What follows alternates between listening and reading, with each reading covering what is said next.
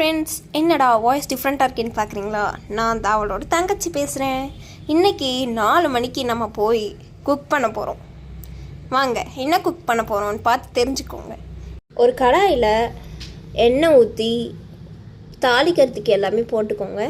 வெங்காயம் போட்டு நல்லா ப்ரௌனிஷ் கலரில் வரணும். அதுக்குள்ளே நம்ம பச்சை மிளகாவை கொலை பண்ணிடலாம்.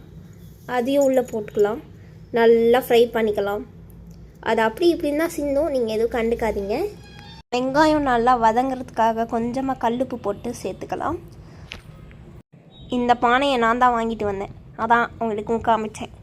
கொஞ்சமாக சேர்த்துட்டு நல்லா கோல்டன் கலரில் வர வரைக்கும் வெயிட் பண்ணுங்கள். அப்போது வந்த பிறகு நம்ம தக்காளி ஆட் பண்ணிக்கலாம்.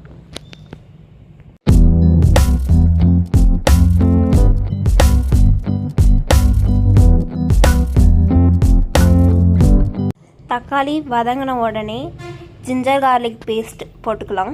தீயாமல் பார்த்துக்கோங்க. அது கூட நம்ம என்னது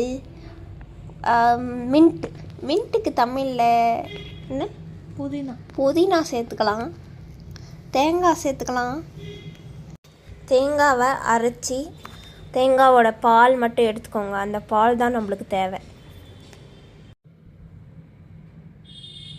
இப்போ நாங்கள் அதெல்லாம் ஒரு குக்கரில் ஷிஃப்ட் பண்ணிக்கிறோம். நாங்கள் ஒரு தப்பு பண்ணிட்டோம். முதல்ல நாங்கள் குக்கரில் தான் பண்ணியிருக்கணும், கடாயில் பண்ணிட்டதுனால நாங்கள் இப்போ குக்கருக்கு மாற்றிக்கிட்டோம். இப்போது தேங்காய் பால் அதில் ஊற்றிடலாம். ஊற்றிட்டு தண்ணிக்கு பதிலாக தான் நம்ம பால் ஊற்றுறோம்.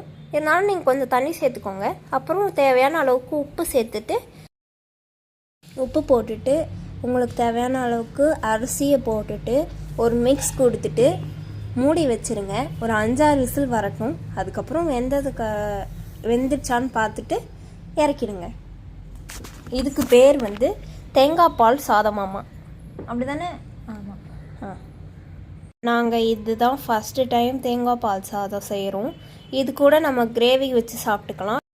நீங்களும் ட்ரை பண்ணி பாருங்கள். தேங்காய் பால் சாதம் with vegetable gravy or chicken gravy கூட ட்ரை பண்ணுங்கள். ட்ரை பண்ணி பார்த்துட்டு எப்படி இருந்துச்சுன்னு கமெண்டில் சொல்லுங்கள்.